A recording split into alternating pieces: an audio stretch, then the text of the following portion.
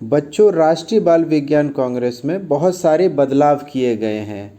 पहला बदलाव हम इससे पहले वाले वीडियो में जान चुके हैं। पहला बदलाव ये था कि सभी बच्चों को राष्ट्रीय बाल विज्ञान कांग्रेस में पार्टिसिपेट करने के लिए रजिस्ट्रेशन करना है। बच्चों, राष्ट्रीय बाल विज्ञान कांग्रेस में पार्टिसिपेट करने के लिए आप सभी ने n-csc.in वेबसाइट पर जाकर रजिस्ट्रेशन कर लिया होगा। रजिस्ट्रेशन की पूरी प्रक्रिया इससे पहले वाले वीडियो, जिसका नाम है चाइल्ड रजिस्ट्रेशन इन NCSC 2026, इस वीडियो में रजिस्ट्रेशन की पूरी जानकारी दी गई है।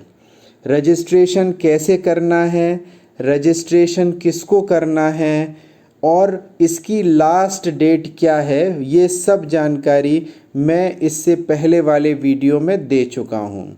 इस बार क्योंकि लास्ट डेट अपडेट हुई है, इसीलिए मैं आप सभी को बता देना चाहता हूँ कि जिन बच्चों का रजिस्ट्रेशन अभी तक नहीं हुआ है वे सभी बच्चे 15 अगस्त 2026 तक रजिस्ट्रेशन कर लें। अभी जो डेट निर्धारित है, लास्ट डेट जो निर्धारित है वो है 15 अगस्त 2026। तो आप सभी n-csc.in वेबसाइट पर जाकर अपना रजिस्ट्रेशन कर लें। ये पहला बदलाव DST द्वारा किया गया है नेशनल चिल्ड्रन साइंस कांग्रेस में। अब हम दूसरे बदलाव के बारे में बात करेंगे, यानी आज का जो वीडियो है वो दूसरे बदलाव के बारे में बताएगा।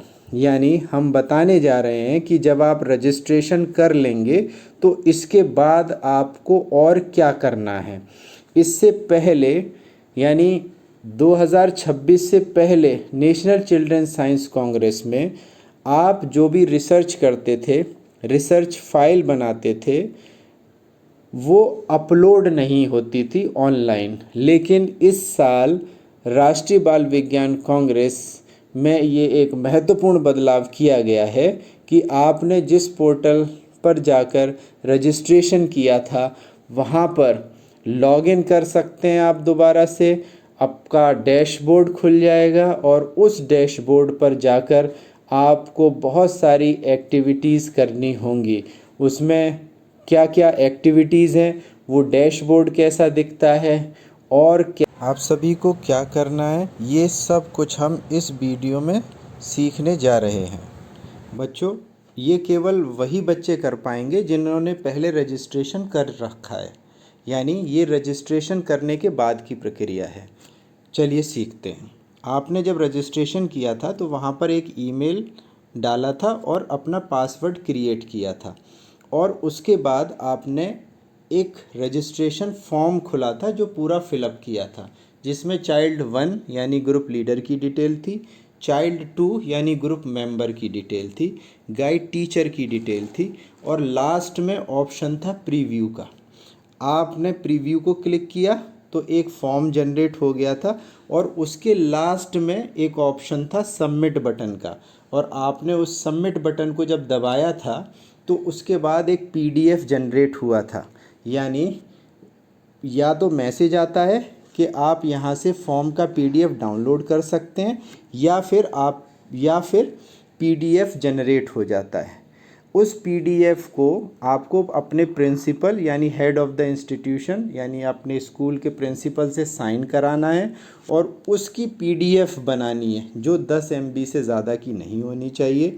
और उस PDF को आपको जो वेबसाइट है n-csc.in, वहाँ पर लॉगिन करना है। आपका डैशबोर्ड खुलेगा और फिर उस PDF को आपको अपलोड करना है। जब आप उसे अपलोड कर देंगे तब आपके रजिस्ट्रेशन की प्रक्रिया पूरी होगी। तो चलो सीखते हैं कि किस तरह से हम अपने डैशबोर्ड पर हमें जाना है और इस फॉर्म को हमें कहाँ पर जाकर अपलोड करना है। तो ये केवल उन बच्चों के लिए है जो बच्चे रजिस्ट्रेशन कर चुके हैं, यही वो आगे का दूसरा स्टेप पूरा कर पाएंगे। गूगल क्रोम खोल लेते हैं और यहाँ पर टाइप करते हैं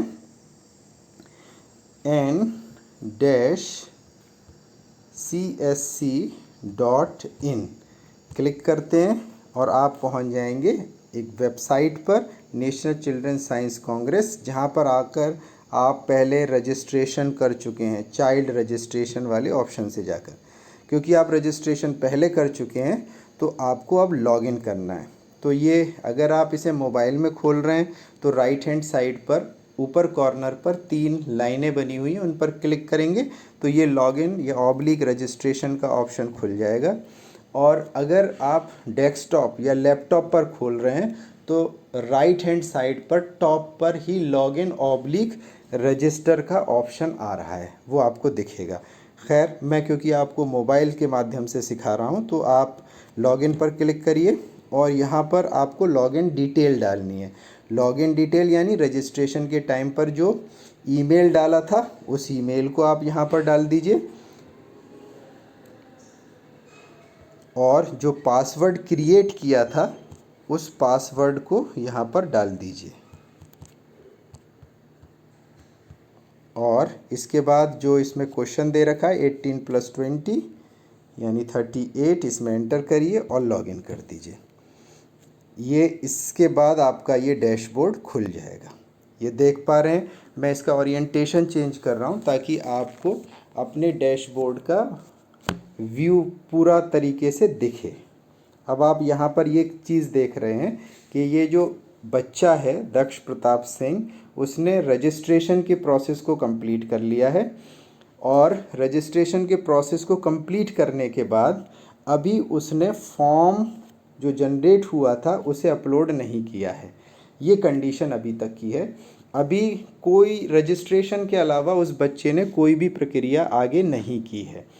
अब इसी स्थिति में अगर आप हैं तो अब आपको क्या क्या करना है। ये आपका डैशबोर्ड है, इस डैशबोर्ड पर क्लिक करेंगे तो आपको इस तरह से आपका व्यू दिखेगा स्क्रीन का। इसमें जो महत्वपूर्ण लिंक हैं वो नीचे से शुरू करते हैं। सबसे पहला लिंक है रजिस्ट्रेशन फॉर्म का।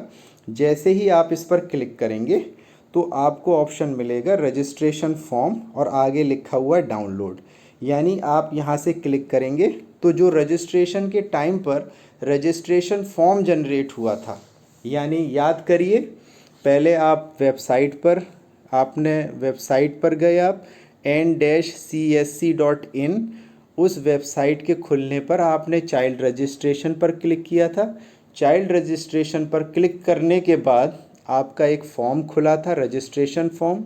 आपने रजिस्ट्रेशन फॉर्म फिल किया था जहां पर आपने चाइल्ड 1 यानी ग्रुप लीडर की डिटेल भरी थी, चाइल्ड 2 ग्रुप मेंबर की डिटेल भरी थी, गाइड टीचर की डिटेल भरी थी और फिर लास्ट में एक बटन आ रहा था प्रीव्यू का, उस पर आपने क्लिक किया था फॉर्म फिल करने के बाद। तो फॉर्म खुल गया था और उस फॉर्म में सारी डिटेल्स आपको चेक करने के बाद लास्ट में 2 ऑप्शन आ रहे थे, एडिट और सबमिट का।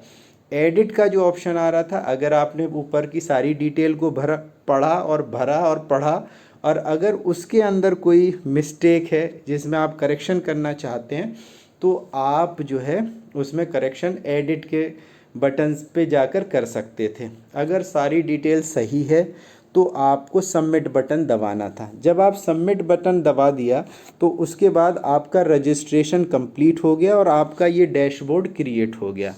लेकिन अभी क्या करना है कि आपको जो रजिस्ट्रेशन के दौरान जो फॉर्म जनरेट हुआ था उस रजिस्ट्रेशन फॉर्म को आपको डाउनलोड करना है और अपने प्रिंसिपल से जाकर साइन कराना है और उसका एक पीडीएफ बनाना है और पीडीएफ 10 MB से ज़्यादा का नहीं होना चाहिए, ये यहाँ पर मेंशन किया हुआ है।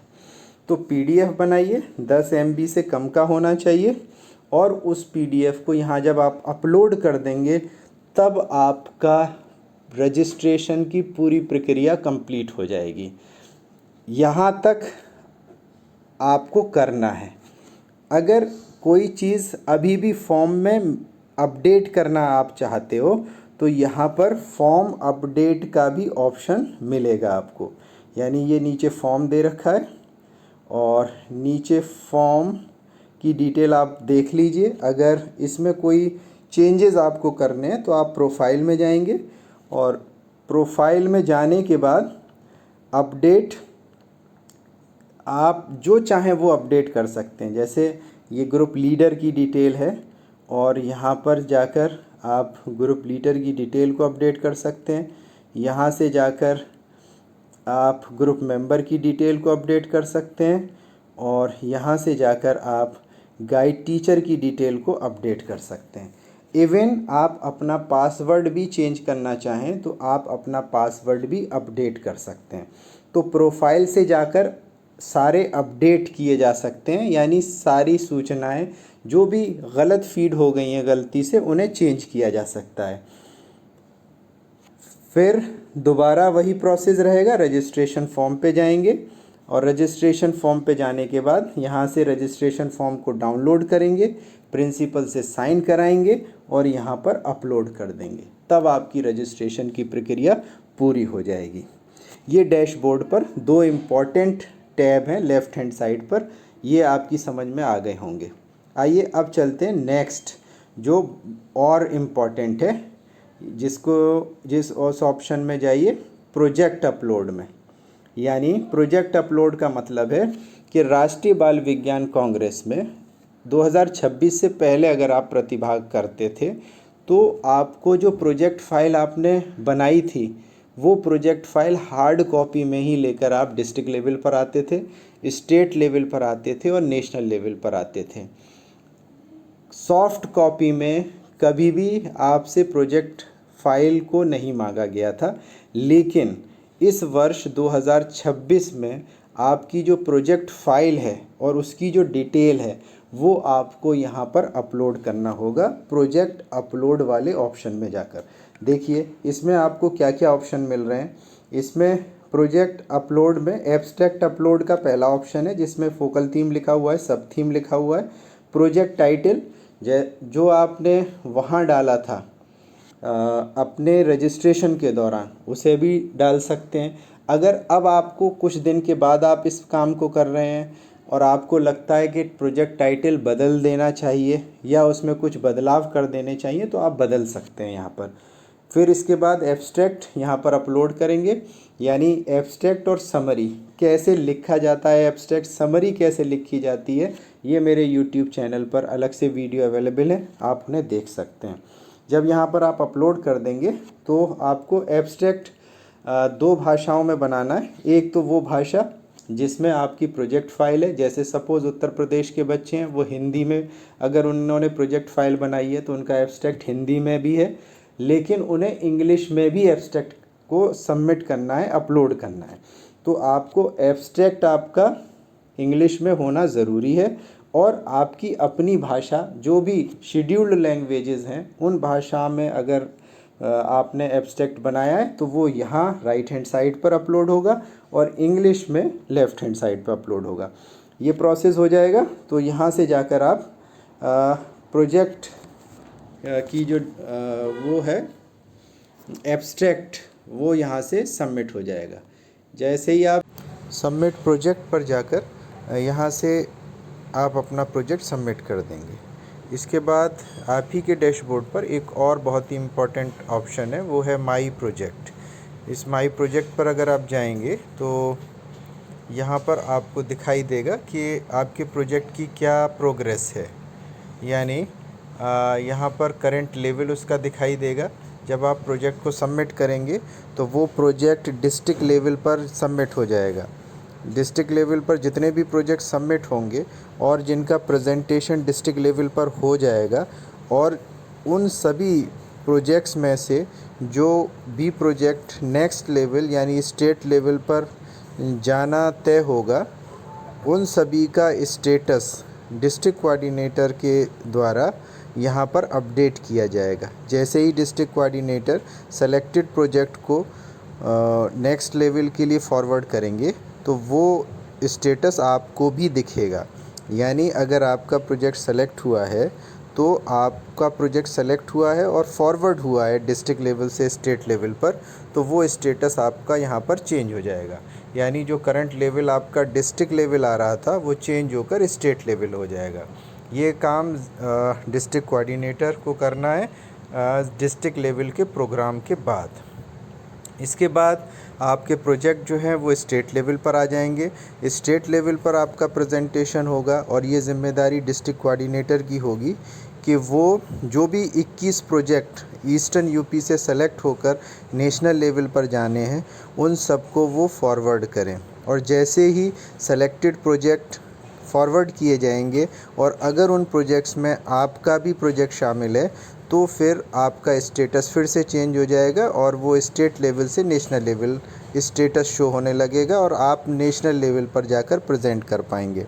यहाँ ये भी ध्यान देने की बात है कि अगर डिस्ट्रिक्ट कोऑर्डिनेटर प्रोजेक्ट को फॉरवर्ड नहीं करेंगे, स्टेटस आपका अगर चेंज नहीं होता है तो देन हमें वो स्टेट लेवल पर दिखाई नहीं देगा।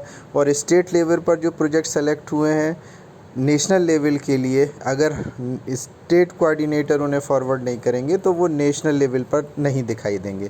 तो इसका मतलब ये हुआ कि अगर आपका सिलेक्शन हुआ है नेक्स्ट लेवल के लिए तो आप अपना डैशबोर्ड चेक कर लें कि क्या उस पर भी आपका स्टेटस चेंज हो गया है या नहीं। अगर स्टेटस चेंज हो गया है तो बहुत अच्छा है, अगर चेंज नहीं हुआ है तो आप अपने डिस्ट्रिक्ट कोऑर्डिनेटर से संपर्क करके इसे भी चेंज करा देंगे। तो बच्चों ये सब कुछ जानकारी थी आपका जो डैशबोर्ड है और उस पर दिख रहे ऑप्शंस को लेकर। नोटिफिकेशन का भी ऑप्शन यहाँ मौजूद है, यानी बहुत सारी इंफॉर्मेशंस, बहुत सारी जानकारी आपको इस नोटिफिकेशन में मिलती रहेंगी। तो ये सब कुछ डैशबोर्ड के संबंध में था। ये केवल उन्हीं बच्चों को दिख रहा है जिन बच्चों ने रजिस्ट्रेशन की प्रोसेस कंप्लीट कर ली है। ठीक है बच्चों, इस पूरे प्रोसेस को आप अच्छे से करोगे, सीख लिया होगा, अच्छे से करोगे और अपने डैशबोर्ड को मेंटेन रखिएगा। Thank you very much.